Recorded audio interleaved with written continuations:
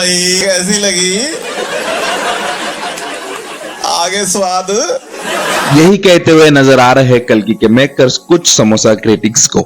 मैं सबसे पहले आपको क्लियर करता चलूं कि समोसा क्रिटिक्स होते क्या है। समोसा क्रिटिक्स वो क्रिटिक्स होते हैं जो किसी भी स्टार या फिल्म के बारे में अनाप शनाप बोलते रहते हैं, उनके बारे में निगेटिव बातें फैलाते रहते हैं और इन्हें पैसे मिलते हैं एंटरटेनमेंट माफिया की तरफ से। एंटरटेनमेंट माफिया यानी एंटरटेनमेंट इंडस्ट्री के कुछ ऐसे लोग जो किसी और की फिल्म का सक्सेस या किसी और स्टार का सक्सेस सह नहीं पाते और इसी वजह से उसके बारे में मार्केट में अनाप शनाप चीजें फैलाते रहते हैं। ये इस तरह की फिल्मी माफिया हमें सभी इंडस्ट्री में देखने को मिलते हैं, हॉलीवुड हो, बॉलीवुड हो या फिर टॉलीवुड हो, हर जगह ये देखने को मिलते हैं और उन्हीं के लिए काम करते हैं ये समोसा क्रिटिक्स। और इन्हीं समोसा क्रिटिक्स के रडार पर थी फिल्म कल्कि, जो हमेशा कल्कि के बारे में ये कहते थे कि कल्कि के जो कलेक्शंस थे वो फेक दिखाए जाते। आपको बताते चलो कि कल्कि ने अब तक भारत में पूरे 1000 करोड़ से भी ज्यादा का कलेक्शन किया है और इसका जो ग्लोबल कलेक्शन आता है वो मोर देन 1100 करोड़ रुपीज से आसपास का आता है।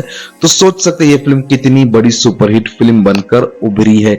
मैं आपको बताता चलो कि जब कल्कि के कलेक्शन 1000 करोड़ रुपीस हो चुके थे तब इन समोसा क्रिटिक्स का कहना था कि जो भी कल्कि के कलेक्शन है वो फेक दिखाए गए। इवन आप जब कल्कि 1100 करोड़ को आंकड़े को छू रही है तब भी इनका कहना है कि कल्कि के मेकर्स जो कल्कि के कलेक्शन से वो 100 से 150 करोड़ रुपीस एक्स्ट्रा बड़ा चढ़ाकर बोलते हैं। और ये बातें पिछले काफी टाइम से मार्केट में चल रही थी पर कल्कि के मेकर्स ने काफी ज्यादा सीरियसली ले लिया और फिर कहा, इसमें 2 क्रिटिक्स का नाम आता, मैं उनका नाम नहीं लूंगा, उन दोनों को लीगल नोटिस भेजा और कहा कि अगर आप कह रहे हो कि हम जो मेकर्स हैं, हम जो आंकड़े बता रहे हैं टेरिटरी वाइज वो गलत है तो आपके हिसाब से या आपके डाटा के हिसाब से आप खुद ही हमें बताओ कि टेरिटरी वाइज अब तक कल्कि ने कितना कलेक्शन किया, कहां से कितनी करोड़ की कमाई की और किस तरह का हमने जो गैप प्रेजेंट किया है कलेक्शन का वो क्या है, आप हमें डिटेल में बताओ। बताते चलो कि किसी भी वेबसाइट से ज्यादा एक्यूरेट जो डाटा होता है वो मेकर्स के पास होता है क्योंकि पैसा तो उन्हीं के खाते में आ रहा होता है यार,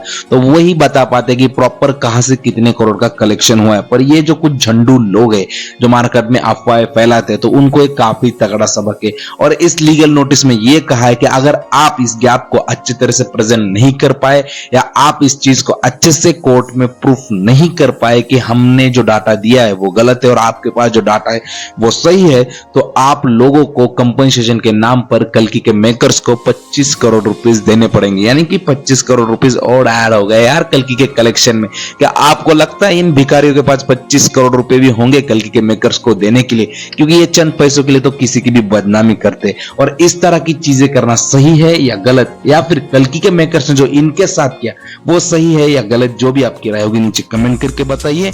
आज के लिए बस इतना ही, फिर मिलते हैं नेक्स्ट वीडियो में। Bye bye.